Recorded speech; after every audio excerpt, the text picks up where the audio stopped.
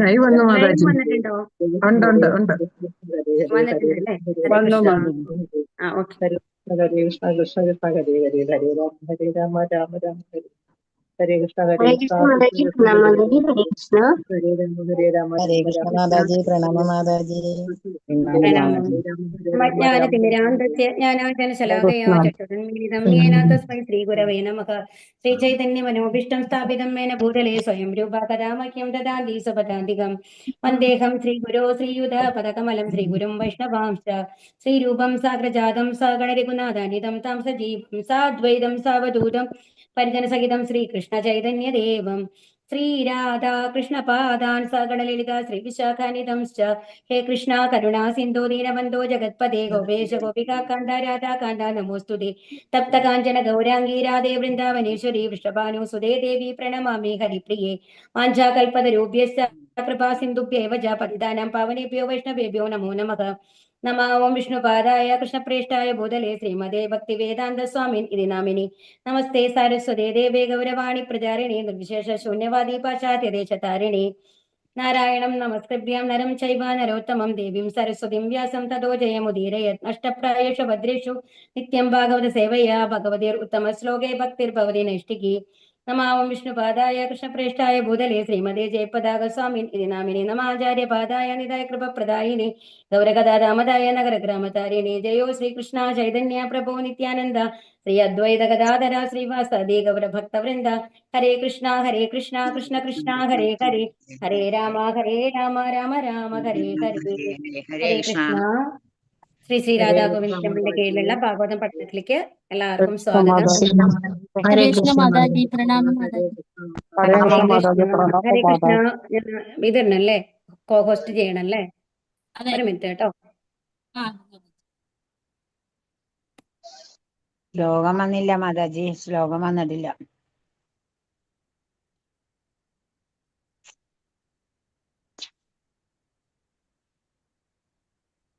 നമ്മൾ പകുതി വരയ്ക്ക് എത്തിയിട്ടായിരുന്നല്ലോ 38ാമത്തെ ശ്ലോകത്തില്. 38ാമത്തെ ശ്ലോകമാണ് നമ്മൾ പറഞ്ഞുകൊണ്ടിരുന്നത് അല്ലേ? ഇതല്ലേ? ഏതാണ്? എട്ടല്ലേ നമ്മൾ എടുത്തത്?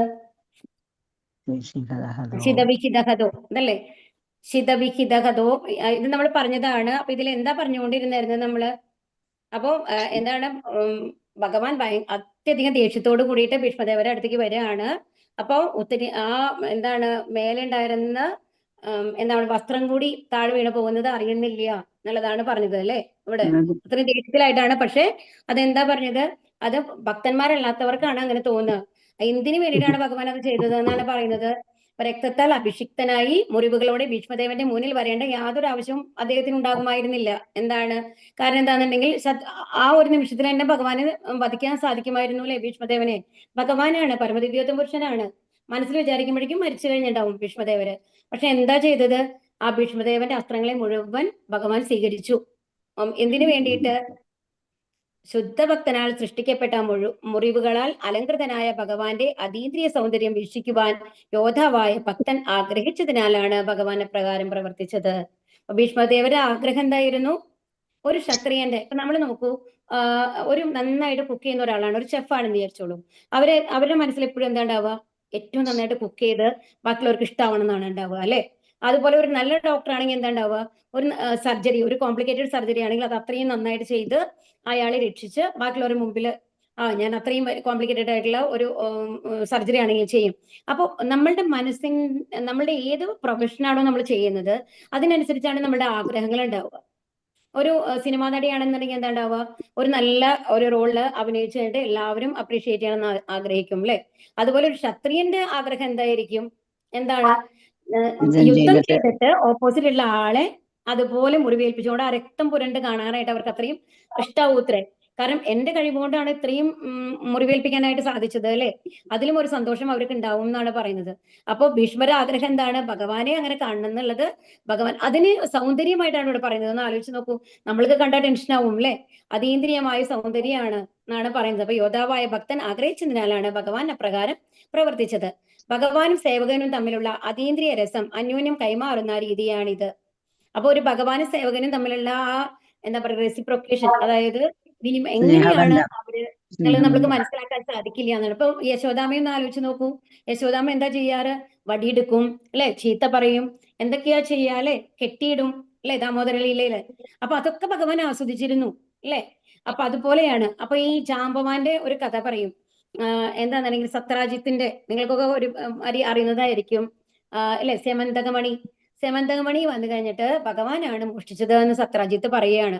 അത് കുറെ പേര് വിശ്വസിക്കും കൂടിയും ചെയ്യും, അല്ലെ. ഉദ്ധവര് അവരൊക്കെ അടക്കം നിറയെ പേര് വിശ്വസിക്കുന്നുണ്ട് ഭഗവാൻ തന്നെ ആയിരിക്കുമോ ചെയ്തിട്ടുണ്ടാവുക. കാരണം സെമന്തകമണി മോഷ്ടിക്കുക എന്ന് പറഞ്ഞാൽ എളുപ്പമുള്ള കാര്യമല്ല. അതുകൊണ്ട് അപ്പൊ അത് പ്രൂവ് ചെയ്യാൻ വേണ്ടിയിട്ട് ഭഗവാൻ തന്നെ അന്വേഷിക്കാൻ പോവുകയാണ് സെമന്തകമണി എവിടെയാണെന്ന്. എന്നിട്ട് ജാമ്പവാന്റെ അടുത്ത് എത്താണ്. അപ്പൊ ജാമ്പവാൻ എല്ലാവർക്കും അറിയാലോ. ജാമ്പവാൻ ആരുടെ കാലത്തുണ്ടായിരുന്നതാണ്? ആരുടെ കാലത്തുണ്ടായിരുന്ന ജാമ്പവാൻ?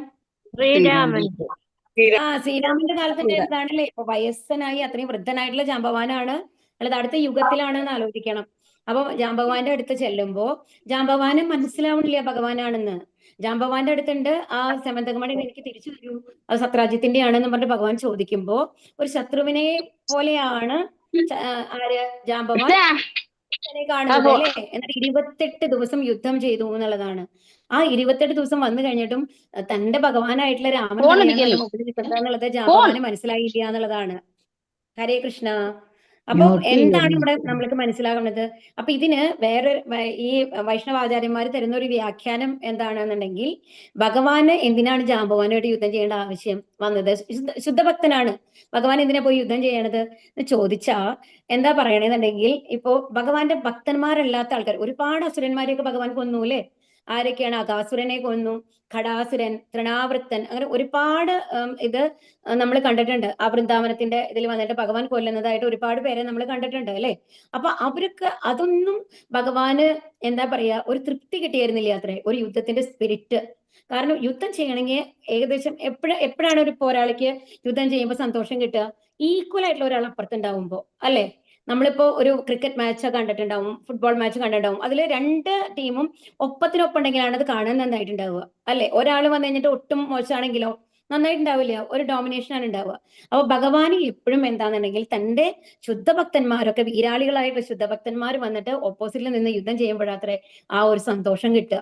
അങ്ങനെ പറയും. അതുപോലെ തന്നെയാണ് ഇപ്പൊ ഭീഷ്മദേവനുമായിട്ടുള്ള ആ യുദ്ധം ഭഗവാൻ അത്ര അധികമായിട്ട് എന്താ പറയാ ആസ്വദിച്ചിരുന്നു എന്നുള്ളതാണ് അവിടെ പറയുന്നത്.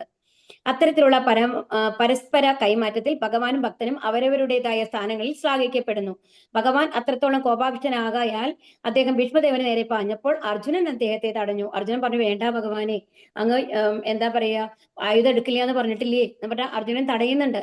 എന്നാൽ അർജുനൻ തടഞ്ഞിട്ട് പോലും പ്രതിബന്ധങ്ങളൊന്നും വകവെക്കാതെ കാമുകിയുടെ അടുത്തേക്ക് പോകുന്നത് പോലെ ഭഗവാൻ ഭീഷ്മദേവന് നേരെ മുന്നേറി. ആ ഒരു ഇഷ്ടം എന്ന് ആലോചിച്ച് നോക്കൂ. ഒരു കാമുകൻ, ഒരു ഭാര്യ ഭർത്താവിനേക്കാളും കൂടെ കാമുകി എന്ന് പറയുമ്പോൾ ആ ഒരു അട്രാക്ഷൻ കൂടുതലായിരിക്കും, അല്ലെ. അപ്പോ അങ്ങനെ അപ്പൊ ഇടയിൽ ആരുണ്ടോ, മറ്റുള്ളവർ കാണുന്നുണ്ടോ എന്നൊന്നും അവർക്ക് ബോധം വരില്ല. അപ്പൊ അത്രയും ആ ഒരു ആഗ്രഹത്തോട് കൂടിയിട്ടാണ് ഭീഷ്മദേവന്റെ അടുത്തേക്ക് പോയത് എന്നാണ് പറയുന്നത്. അപ്പൊ പുറത്തേക്ക് കാണുമ്പോൾ ഒരു ശത്രുക്കളെമാരി നമ്മൾക്ക് തോന്നിക്കഴിഞ്ഞാലും ആ ഭക്തനും ഭഗവാനും തമ്മിലുള്ള ആ ഒരു ബന്ധമാണ് അവിടെ കാണിക്കുന്നത് എന്നുള്ളത് എന്നാണ് ഇവിടെ പറയുന്നത്. ബാഹ്യദൃഷ്ട്യാ ഭഗവാന്റെ തീരുമാനം ഭീഷ്മദേവനെ വധിക്കുകയായിരുന്നു. എന്നാൽ വാസ്തവത്തിൽ ഭഗവാന്റെ മഹാഭക്തൻ എന്ന നിലയ്ക്ക് അദ്ദേഹത്തെ പ്രീതിപ്പെടുത്താനായിരുന്നു അത്. ഭഗവാൻ നിസ്സംശയം എല്ലാ ഭക്താത്മാക്കളുടെയും വിമോചകനാകുന്നു. അവ്യക്തിഗതവാദികൾ അദ്ദേഹത്തിൽ നിന്നും മോക്ഷം കാക്ഷിക്കുന്നു. അവരുടെ കാംക്ഷയ്ക്ക് അനുസരിച്ചുള്ള പ്രതിഫലം ഭഗവാൻ സദാ അവർക്ക് പ്രദാനം ചെയ്യുന്നു.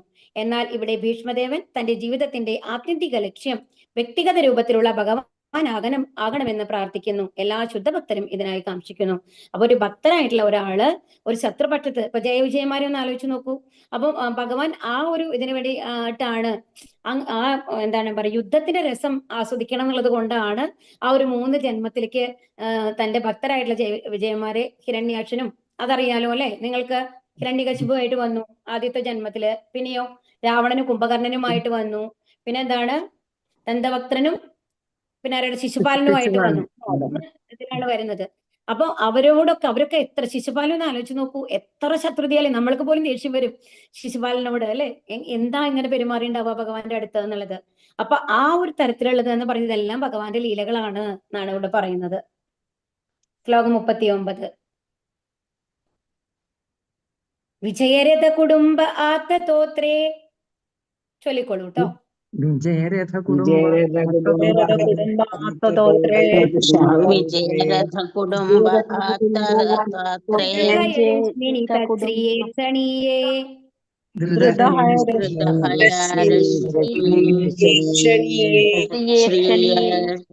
ക്ഷണീയേ ഭഗവതിരതിരസ്തും മുമുക്ഷോർ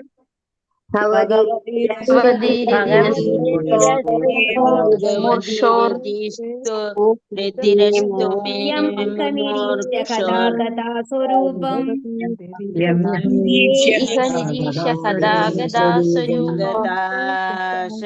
സ്വരൂപം. വിജയ അർജുനൻ രഥാരഥം കുടുംബെ ഏത് ആപത്ഘട്ടത്തിലും സംരക്ഷിക്കപ്പെടേണ്ടതായ പൊരുൾ ആത്തതോത്രേ വലതുകൈയിൽ ചാട്ടയുമായി ധൃതഹയ അശ്വങ്ങളെ നിയന്ത്രിക്കുന്നു രശ്മിനി കയറുകളാൽ തത്ശ്രിയ മനോഹരമായി നിന്നുകൊണ്ട് ഇക്ഷണീയെ വീക്ഷിക്കുവാൻ ഭഗവതി പരമദിവ്യോത്തമ പുരുഷനിൽ രതിഹി അസ്തു എന്റെ ആകർഷണം ആയിരിക്കട്ടെ മേ എന്റെ മുമുർഷോഹോ മരണാസന്നനായവന്റെ യം ആരില്ലാണോ ഇഹ ഈ ലോകത്തിൽ നിരീക്ഷിക്കയാൽ ഹതാഹ മരണപ്പെട്ട ഗതാഹ പ്രാപ്തമാക്കി സ്വരൂപം യഥാർത്ഥ രൂപം. പൈസ എടുത്താ ചില്ലറ പൈസ എടുത്താ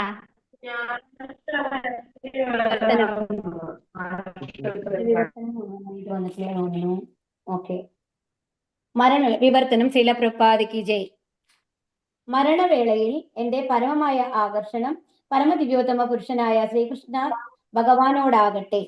എന്താണ് പ്രാർത്ഥിക്കണേ? നോക്കൂ, മരണവേളയിൽ എന്റെ പരമമായ ആകർഷണം പരമദിവ്യോത്തമ പുരുഷനായ ശ്രീകൃഷ്ണ ഭഗവാനോടാകട്ടെ. വലതു കരത്തിൽ ചാട്ടവാറും ഇടത്തു തൃക്കൈയിൽ കടിഞ്ഞാണ്ടുമേന്തി എല്ലാവിധത്തിലും അർജുനന്റെ രഥത്തെ അതീവ ശ്രദ്ധയോടെ സംരക്ഷിച്ച പാർത്ഥസാരഥിയിൽ ഞാൻ എന്റെ മനസ്സ് ഏകാഗ്രമാക്കുന്നു. കുരുക്ഷേത്ര യുദ്ധക്കളത്തിൽ അവിടുത്തെ ദർശനം നേടിയവർ മരണശേഷം തങ്ങളുടെ മൗലിക രൂപം പ്രാപിച്ചു. അപ്പൊ ഇവിടെ എന്താണ് പറയുന്നത്? മരണവേളയിൽ പരമമായ ആകർഷണം ആരോടാവട്ടെ എന്നാ പറയുന്നത്? പരമദിവ്യോത്തമ പുരുഷനായിട്ടുള്ള ശ്രീകൃഷ്ണ ഭഗവാനോടാകട്ടെ ആകർഷണം എന്ന് പ്രാർത്ഥിക്കുകയാണ്. ഭഗവാനെ, എന്റെ മനസ്സിൽ വേറെ ഏത് ചിന്തയും വരരുത്, അങ്ങ് മാത്രം ഉണ്ടാവണം, അങ്ങയോട് മാത്രമായിരിക്കണം എന്റെ ആകർഷണം എന്ന് പ്രാർത്ഥിക്കുകയാണ്. അത് എങ്ങനെയുള്ള ശ്രീകൃഷ്ണ ഭഗവാനോടാണ്? വലത്ത് കരത്തിൽ ചാട്ടവാറ് ഇടത്ത്, അതായത് തേരാളിയായിട്ടുള്ള അർജുനന്റെ തേരാളിയായിട്ടുള്ള ആ പാർത്ഥസാരഥി രൂപത്തിലുള്ള ആ ഭഗവാനിലേക്ക് ഞാൻ എന്റെ ശ്രദ്ധ കേന്ദ്രീകരിക്കുന്നു എന്നാണ് അവിടെ ഭീഷ്മദേവര് പറയുന്നത്. അപ്പൊ ഇവിടെ എന്താ പറയുന്നത്? കുരുക്ഷേത്ര യുദ്ധക്കളത്തിൽ അദ്ദേഹത്തിന്റെ ദർശനം, ഭഗവാന്റെ ദർശനം നേടിയ എല്ലാവരും, അതാണ് കുരുക്ഷേത്ര യുദ്ധത്തിന്റെ പ്രത്യേകത. അതായത് ഭൂമിയുടെ ഭാരം കളയുക എന്നുള്ളതായിരുന്നു ലക്ഷ്യം. അതുകൊണ്ടാണ് ഇത്രയും വലിയൊരു കുരുക്ഷേത്ര യുദ്ധം നടന്നത്. പക്ഷെ ആ കുരുക്ഷേത്ര യുദ്ധത്തിൽ വന്ന അത്രയും പേര് എന്തായി? അവർക്കൊക്കെ മോക്ഷം കിട്ടി. എന്താ കാരണം? ഭഗവാന്റെ ദർശനം നേടിക്കൊണ്ടാണ് അവര് മരണമടഞ്ഞത് അല്ലെ? അത് കാരണം കൊണ്ട്. ഭാവാർത്ഥം ശ്രീല പ്രഭുപാദയ്ക്ക് ജയ്. പ്രേമയുദ്ധ സേവനത്താൽ ഭഗവാനുമായി അതീന്ദ്രിയമായി ബന്ധപ്പെട്ടിരിക്കയാൽ ഒരു ശുദ്ധ ഭഗവത് ഭക്തൻ നിരന്തരം തനിക്കുള്ളിൽ ഭഗവത് സാന്നിധ്യം ദർശിക്കുന്നു. അത്തരം ഒരു ശുദ്ധ ഭക്തന് ഒരു നിമിഷം പോലും ഭഗവാനെ വിസ്മരിക്കുക സാധ്യമല്ല. അത്തരം ഒരു അവസ്ഥയെ സമാധി എന്ന് വിശേഷിപ്പിക്കുന്നു. ഇതിനു മുമ്പ് നമ്മൾ സമാധി കേട്ടിട്ടുണ്ട്. എവിടെയാണ്? അഷ്ടാംഗയോഗയില് അല്ലെ? മറ്റെല്ലാ വിഷയങ്ങളിൽ നിന്നും ഇന്ദ്രിയങ്ങളെ പിൻവലിച്ച് പരമാത്മാവിൽ ഏകാഗ്രമാക്കാൻ അഷ്ടാംഗയോഗി പരിശ്രമിക്കുന്നു. പല ഘട്ടങ്ങളായിട്ടാണ് പറയുക അല്ലെ? ലാസ്റ്റാണ് ധാരണ, ധ്യാനം, അത് കഴിഞ്ഞിട്ട് സമാധി എന്നുള്ള ലെവലിലേക്ക് എത്തണത്. ഏറ്റവും ആദ്യം എന്തൊക്കെയാ ചെയ്യുക? നമ്മള് പല കാര്യങ്ങളുണ്ട് അതിലല്ലേ, 8 സ്റ്റെപ്പായിട്ടാണ് പോകുന്നത്. അപ്പൊ അത് നിങ്ങൾ ഓൾറെഡി പഠിച്ചിട്ടുള്ളതാണ്. നമ്മൾ ഇതാവണില്ല, അത് നമ്മൾക്ക് ഇമ്പോർട്ടന്റും അല്ല. അപ്പൊ അതിൽ സമാധി എന്നുള്ള ഘട്ടത്തിൽ വരുമ്പോഴാണ് എല്ലാ ഇതും. അപ്പൊ നമ്മൾ ആദ്യം പ്രത്യാഹാര, പ്രാണായാമം അതൊക്കെ ചെയ്ത് കഴിഞ്ഞിട്ട് അവസാനം എന്ത് ചെയ്യുന്നു? മനസ്സിന് എല്ലാ ഇന്ദ്രിയങ്ങളെയും ഒരു ആമ അതിന്റെ അവയവങ്ങളെ ഉള്ളിലേക്ക് വലിക്കുന്ന പോലെ നമ്മളുടെ എല്ലാ ഇന്ദ്രിയങ്ങളെയും ഉള്ളിലേക്ക് വലിക്കുകയാണ് ചെയ്യുന്നത്. അതിൽ സമാധി എന്നുള്ള ലെവലെത്തുമ്പോൾ അവർക്ക് ബാഹ്യമായിട്ട് ഒരു കണക്ഷനും ഉണ്ടാവില്ല, ഭൗതികമായിട്ടുള്ള ഏത് ബന്ധങ്ങളും ഉണ്ടാവില്ല. എന്നിട്ട് എന്ത് ചെയ്യുന്നു? പരമാത്മാവിനെ മാത്രം ധ്യാനിക്കുന്നു. അപ്പൊ ആ ഒരു അവസ്ഥയാണ് അഷ്ടാംഗയോഗി എന്ന് പറയുന്നത്. അപ്രകാരം ആത്യന്തികമായ സമാധിയിൽ എത്തിച്ചേരുന്നു. ഭഗവാന്റെ ദിവ്യനാമം, കീർത്തി, ലീലകൾ തുടങ്ങിയവയോടൊപ്പം നിരന്തരം അദ്ദേഹത്തിന്റെ വ്യക്തി സ്വരൂപത്തിന്റെ സ്മരണത്തിലൂടെ ഒരു ഭക്തൻ അനായാസന സമാധി പ്രാപിക്കുന്നു. പക്ഷെ ഒരു ഭക്തൻ എങ്ങനെയാ ചെയ്യുന്നത്? ഭക്തിയോഗം ചെയ്യുന്ന ആള് ഭഗവാന്റെ നാമം ജപിക്കുന്നു. അതാണ് ഹരികൃഷ്ണ മന്ത്രം നമ്മൾ ജപിക്കേണ്ടത് അല്ലെ? ഭഗവാന്റെ കീർത്തി, ലീലകൾ തുടങ്ങിയവ. നമ്മളിപ്പോ ഭഗവാന്റെ പറ്റിയുള്ള കഥകളാണ് നമ്മൾ കേൾക്കുന്നത്, ലീലകളെ പറ്റിയിട്ട് ആണ് അറിയുന്നത് അല്ലെ. അതെല്ലാം നമ്മൾ എന്താ പറയാ, അപ്പൊ അതിൽ മുഴുകുകയാണ് നമ്മൾ. ഭഗവാനെ കുറിച്ച് അറിയാനുള്ള ഇൻട്രസ്റ്റ്, അങ്ങനെ ഭഗവാനെ കുറിച്ച് കൂടുതൽ അറിയുക, ഭഗവാന്റെ അടുത്തെത്താനുള്ള ഒരു ആഗ്രഹം, ഇതൊക്കെ നമ്മുടെ ഉള്ളിൽ അറിയാതെ തന്നെ വന്നിട്ട് നമ്മൾ എന്ത് ചെയ്യുന്നു, ഈ ബാക്കിയുള്ള കാര്യങ്ങളിലൊക്കെ ഇൻട്രസ്റ്റ് പോകും, നമ്മളുടെ ഭൗതിക കാര്യങ്ങളിൽ. എന്നിട്ട് നമ്മൾക്ക് സമാധി ലഭിക്കുന്നു. അപ്പൊ അഷ്ടാംഗ യോഗിയുടെ മാതിരി അത്രയും ബുദ്ധിമുട്ടിയിട്ടല്ല ഒരു ഭക്തൻ സമാധിയിലെത്തുന്നത്, വളരെ അനായാസേന എത്തുകയാണ്. ആകയാൽ അഷ്ടാംഗ യോഗിയുടെ ഏകാഗ്രതയും ഭക്തന്റെ ഏകാഗ്രതയും ഒരേ തലത്തിലുള്ളതല്ല. അഷ്ടാംഗ യോഗിയുടെ ഏകാഗ്രത യാന്ത്രികവും, അതേസമയം ശുദ്ധ ഭക്തന്റേത് ശുദ്ധ പ്രേമത്താലും നൈസർഗികമായ സ്നേഹബന്ധത്താലും സ്വാഭാവികമാകുന്നു. അപ്പൊ ഒരു കൊച്ചുകുട്ടി, ഇപ്പൊ നമ്മൾക്ക് ഒരു ചെറിയ ഒരു വാവ ഉണ്ടായി എന്ന് വിചാരിച്ചോളൂ. അപ്പൊ ആ കുട്ടിയെ നോക്കുമ്പോ നമ്മൾ ആ കുട്ടിയിൽ തന്നെ മുഴുകും അല്ലെ. ഇപ്പൊ അവിടെ വീട്ടിലെ മൂത്ത കുട്ടികളുണ്ടെങ്കിലും അതെ, ആ കുട്ടിയെ ചുറ്റിപ്പറ്റിയിട്ട് തന്നെയാണ് ഉണ്ടാവുക. എന്താ കാരണം? ഇഷ്ടം വരികയാണ്. അപ്പൊ ആ കുട്ടിയുടെ അടുത്തിരുന്ന് അവന്റെ ചിരി കാണുമ്പോ, അവന്റെ കളികൾ കാണുമ്പോ നമ്മൾ ബാക്കി എല്ലാ കാര്യങ്ങളും മറന്നു പോവുകയാണ് ചെയ്യുന്നത്. അപ്പുറത്ത് ചിലപ്പോൾ അടുപ്പത്ത് എന്തെങ്കിലും വെച്ച് വന്നിട്ടുണ്ടെങ്കിലും കൂടി നമുക്ക് ഓർമ്മയുണ്ടാവില്ല, അത് നമ്മൾ മറന്നു പോയിട്ടുണ്ടാവും. അപ്പൊ അതുപോലെയാണ് ഈ ഭഗവാനോടുള്ള ആകർഷണം നമ്മൾക്ക് ഒരു ഭക്തന് വരുന്നത്. ആ ഭഗവാന്റെ ലീലകളിൽ മുഴുകി കഴിയുമ്പോൾ ബാക്കി ഏത് കാര്യങ്ങളും നമ്മൾക്ക് ഇൻട്രസ്റ്റ് ഉണ്ടാവില്ല. ഭഗവാനെ കുറിച്ച് കേൾക്കാനും ഭഗവാനെ കുറിച്ച് അറിയാനും ഭഗവാനെ കുറിച്ച് ധ്യാനിക്കാനും മാത്രമാണ് ആഗ്രഹം ഉണ്ടാവുക. അതാണ് ശുദ്ധഭക്തന്റെ, അത് പ്രേമം കൊണ്ട് ഇഷ്ടം കൊണ്ട് വരുന്നതാണ്.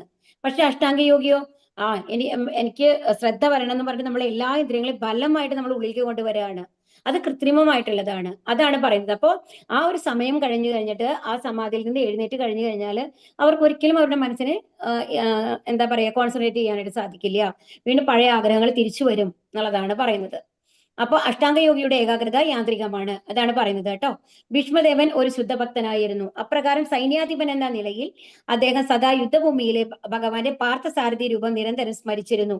ആകയാൽ പാർത്ഥസാരഥി ആയുള്ള ഭഗവാന്റെ ലീലകളും അനശ്വരമാകുന്നു.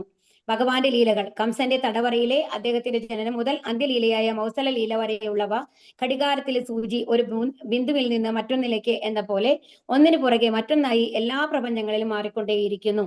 അപ്പൊ ഇവിടെ നമ്മൾ ഒരു പ്രപഞ്ചത്തിനുള്ളിലാണ് ഇരിക്കുന്നത്. അതിൽ 14 ലോകത്തിലെ കാരണോദക സൈവിഷ്ണുവാണ് പ്രപഞ്ചങ്ങൾ സൃഷ്ടിക്കുന്നത്. നമ്മൾ പലതവണ പറഞ്ഞിട്ടുള്ളതാണ് അല്ലെ.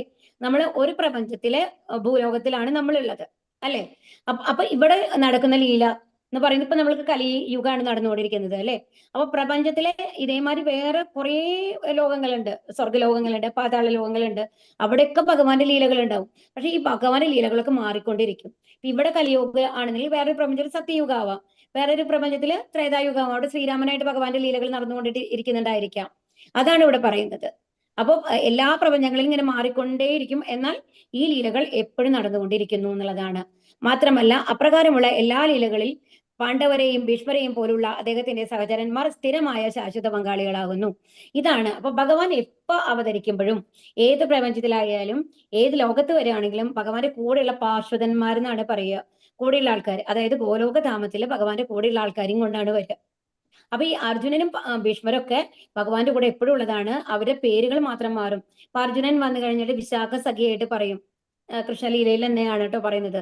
അതുപോലെ തന്നെ നമ്മള് ചൈതന്യ മഹാപ്രഭുവായിട്ട് വന്നപ്പോ രാമാനന്ദറായിട്ട് വന്നത് അർജുനനാണ്.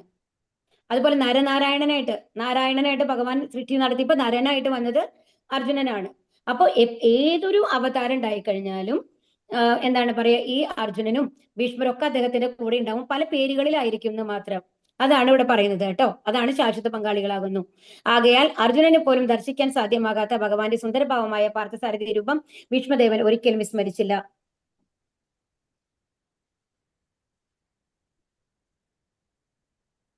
നയന മനോഹരമായ പാർത്ഥസാരഥി രൂപത്തിന് പിറകെയും അതേസമയം ഭീഷ്മദേവൻ ഭഗവാന്റെ നേരെ മുമ്പിലുമായിരുന്നു. എന്താണ് ഭീഷ്മദേവർക്കുള്ള അനുഗ്രഹം കിട്ടിയത്? ഭീഷ്മദേവൻ എപ്പോഴും മുമ്പിലാണ് നിന്നിരുന്നത്. അപ്പൊ ആ യുദ്ധം ചെയ്യുന്ന സമയത്ത് മുഴുവൻ അർജുനന്റെ മുമ്പിൽ നിന്നിട്ടാണ് യുദ്ധം ചെയ്യുന്നത്. അപ്പൊ എപ്പോഴും ആരെയാണ് ആദ്യം കാണുന്നത്? സാരഥിയായിട്ടുള്ള ഭഗവാനെയാണ്, പാർത്ഥസാരഥിയായിട്ടുള്ള ആ ഭഗവാനെ രാവിലെ തൊട്ട് വൈകുന്നേരം വരെ ആസ്വദിച്ചുകൊണ്ടിരിക്കുകയാണ് അല്ലെ. എന്നാൽ അർജുനന് ആ ഭാഗ്യം കിട്ടിയോ? ഇല്ല. കാരണം പാർത്ഥസാരഥി രൂപം കാണാനായിട്ട് അർജുനൻ പിന്നിലാണല്ലോ നിൽക്കുന്നത്. അപ്പൊ ഭഗവാനെ കാണാൻ സാധിക്കില്ലല്ലോ. അതാണ് ഇവിടെ പറയുന്നത്. ഭഗവാന്റെ സൈനിക അങ്ങനെ വെച്ച് നോക്കുമ്പോൾ കൗരവന്മാർ പക്ഷത്തിലുള്ള ആൾക്കാർ ഭാഗ്യവാന്മാരാണ്. എപ്പോഴും നേർക്ക് നേരെ ഭഗവാനെ കണ്ടിട്ടുണ്ടായിരുന്നു. എന്നാൽ അർജുനന്റെ പക്ഷത്തിലുള്ള ആൾക്കാരൊക്കെ സൈഡിലാണ് വരിക അല്ലെ. അപ്പൊ നേരെ ഭഗവാനെ മുഖാമുഖം കാണാനായിട്ട് സാധിക്കുമായിരുന്നില്ല. അപ്പൊ കൗരവപക്ഷത്തിലുള്ള ആൾക്കാർ അങ്ങനെ നോക്കിക്കഴിഞ്ഞാൽ കൂടുതൽ ഭാഗ്യവാന്മാരായിരുന്നു എന്ന് പറയണം.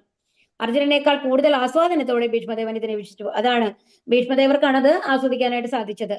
കുരുക്ഷേത്ര യുദ്ധഭൂമിയിലെ എല്ലാ സൈനികരും മറ്റു വ്യക്തികളും മരണാനന്തരം അവരുടേതായ യഥാർത്ഥ ആത്മീയ സ്വരൂപം പ്രാപ്തമാക്കി. എന്തെന്നാൽ ഭഗവാന്റെ അഹൈതുകമായ കാരുണ്യത്താൽ ആ സന്ദർഭത്തിൽ അവർക്കൊക്കെ അദ്ദേഹത്തെ മുഖാമുഖം ദർശിക്കാൻ സാധ്യമായി. അതുകൊണ്ടാണ് ആ മുഖം ദർശിച്ചുകൊണ്ട് പോയ കാരണം അവർക്കൊക്കെ മോക്ഷം കിട്ടി. ജലജീവികൾ മുതൽ ബ്രഹ്മാവിന്റെ രൂപം വരെയുള്ള പരിണാമ ചക്രത്തിൽ ചുറ്റിത്തിരിയുന്ന ബദ്ധാത്മാക്കളെല്ലാം തന്നെ മായയുടെ രൂപത്തിലാണ്. അതായത് സ്വകർമ്മങ്ങൾക്ക് അനുസൃതമായി ഭൗതിക പ്രകൃതിയാൽ സമ്മാനിക്കപ്പെടുന്ന രൂപത്തിലാണ്. ബദ്ധാത്മാക്കളുടെ ഭൗതിക രൂപങ്ങളെല്ലാം തന്നെ യോജിക്കാത്ത വസ്ത്രങ്ങളാകുന്നു. അപ്പൊ അതാണ് നമ്മുടെ കർമ്മങ്ങൾക്ക് അനുസരിച്ചാണ് നമ്മൾ നായയായോ പൂച്ചയായോ ആനയായോ മനുഷ്യനായോ ദേവനായോ രാക്ഷസനായോ ഒക്കെ ജനിക്കുന്നത്. അപ്പൊ ആ രൂപങ്ങൾ നമ്മുടെ കർമ്മങ്ങൾക്കനുസരിച്ച് ഭൗതികമായിട്ടുള്ള രൂപങ്ങളാണ് നമ്മൾക്കുള്ളത്. മായയുടെ രൂപത്തിലാണ് അതുള്ളത്. എന്നാൽ നമ്മുടെ യഥാർത്ഥ രൂപം എന്ന് പറയുന്നത് എന്താണ്? ഭഗവാന്റെ സ്വരൂപമാണ്. അപ്പൊ ആത്മീയലോകത്ത് പോയി കഴിഞ്ഞാൽ നമ്മുടെ രൂപം എന്താണ്? എന്താണ് 4 കൈകളുള്ള ഭഗവാന്റെ രൂപത്തിലാണ് നമ്മൾ ഉണ്ടാകുന്നത്, അല്ലെ?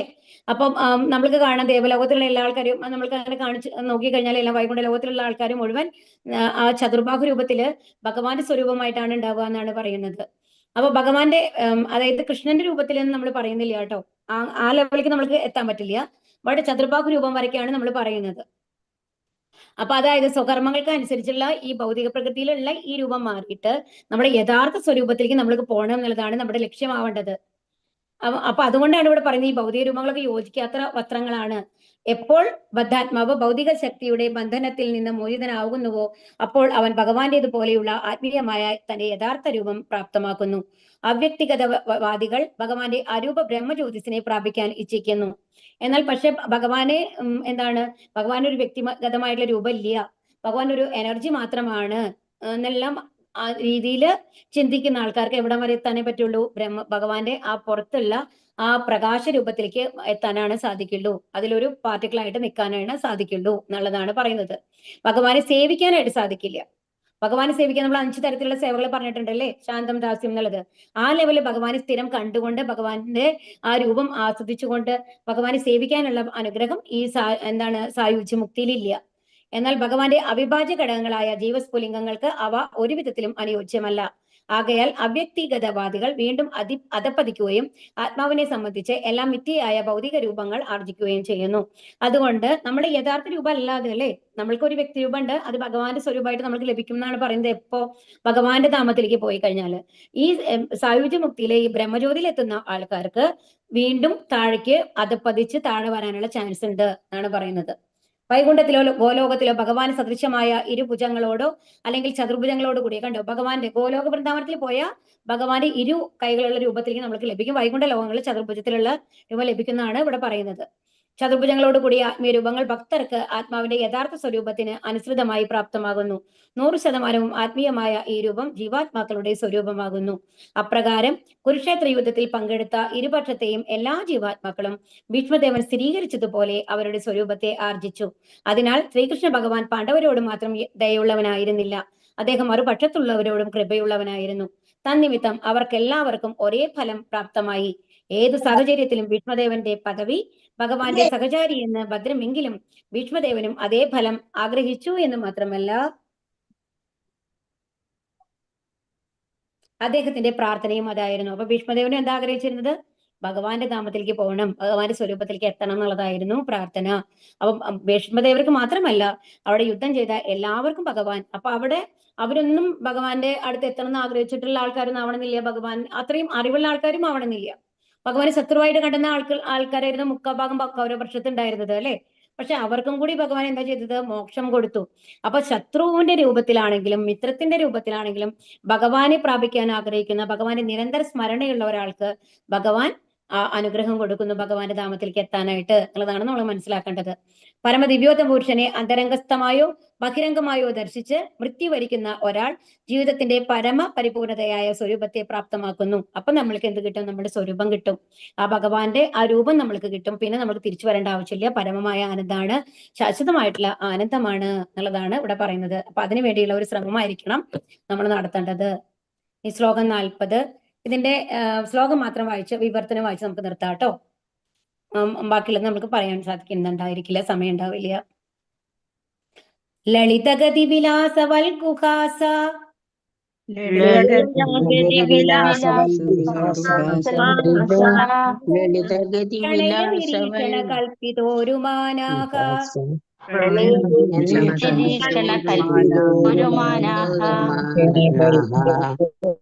മനുകൃതവത്യ ഉന്മദാന്താഹ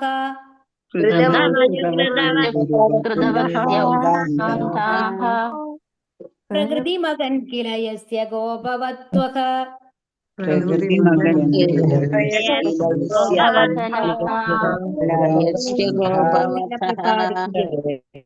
ഇത് നമ്മൾക്ക് നാളെ എടുക്കാം കേട്ടോ. ജസ്റ്റ് വിവർത്തനം മാത്രം വായിച്ചു നിർത്താം. ആരുടെ ചലനങ്ങളും പ്രേമപൂർവമായ മന്ദസ്മിതങ്ങളുമാണോ വ്രജധാമത്തിലെ കന്യകമാരെ വശീകരിച്ചത്? ആ കൃഷ്ണ ഭഗവാനിൽ എന്റെ മനസ്സ് ഉറച്ചു നിൽക്കണമേ. രാസനൃത്തത്തിൽ നിന്നും അദ്ദേഹം അപ്രത്യക്ഷനായ ശേഷം വ്രജകന്യകമാർ ഭഗവാന്റെ സവിശേഷമായ ചലനങ്ങളെ അനുകരിച്ചു. അപ്പൊ ഇവിടെ എന്താണ് ഇതിന് മുമ്പത്തെ ഇതിൽ എന്താ പറഞ്ഞത്? എന്താണ് അർജുനൻ എത്ര ഭാഗ്യവാനാണ്, അർജുനന്റെ ഞാൻ സ്തുതിക്കുന്നു എന്നുള്ള മാതിരിയാണ് ഇതിനു മുമ്പ് വിശ്വദേവർ. കാരണം ഭഗവാന്റെ സന്തത സഹചാരിയാണ് അർജുനന്റെ സുഹൃത്താണ്. അപ്പൊ ആ ഒരു ഭാഗ്യം അർജുനന് കിട്ടിയല്ലോ, അത് എത്ര സ്തുത്യർഹമാണ് എന്നുള്ള മാതിരിയാണ് ഭഗവാൻ. അപ്പൊ അർജുനനെ സ്തുതിക്കുമ്പോ ഇനി അടുത്ത ലെവലിലേക്ക് പോവുകയാണ്. ഇനി ഗോപികമാരെയാണ് പറയുന്നത്. ആ ഗോപികമാരുടെ മനസ്സ് ആകർഷിച്ച ഭഗവാനെ, അപ്പൊ ഗോപികമാരെയും കൂടി അതിൽ കൊണ്ടുവരാണ് അല്ലെ. അപ്പൊ ഇത് എന്താണ് അതിന് കാരണം എന്നുണ്ടെങ്കിൽ, ഭഗവാൻ ഇപ്പോഴും ഭഗവാനെ സ്തുതിക്കുന്നതിനേക്കാളും ഭഗവാന്റെ ഭക്തന്മാരെ സ്തുതിക്കുന്നത് ഭയങ്കര ഇഷ്ടമാണ് അത്രേ. അപ്പൊ കൂടുതൽ സന്തോഷിക്കും എന്നാണ്. അപ്പൊ ഇവിടെ വ്രജകന്യകമാരാണ് അടുത്ത ശ്ലോകത്തിൽ നമ്മൾക്ക് വരുന്നത് കേട്ടോ. ഇനി അടുത്ത ദിവസം നമ്മൾക്ക് എടുക്കാം. ആർക്കെങ്കിലും എന്തെങ്കിലും പറയാനോട്? അപ്പൊ നിങ്ങൾ എന്താണ് നമ്മൾ ഇതിൽ നിന്ന് പഠിക്കേണ്ടത്? ഇപ്പൊ ഈ ഇത്രയും ശ്ലോകങ്ങൾ നമ്മൾ പഠിച്ചത് നമ്മൾ എന്താ മനസ്സിലാക്കേണ്ടത്?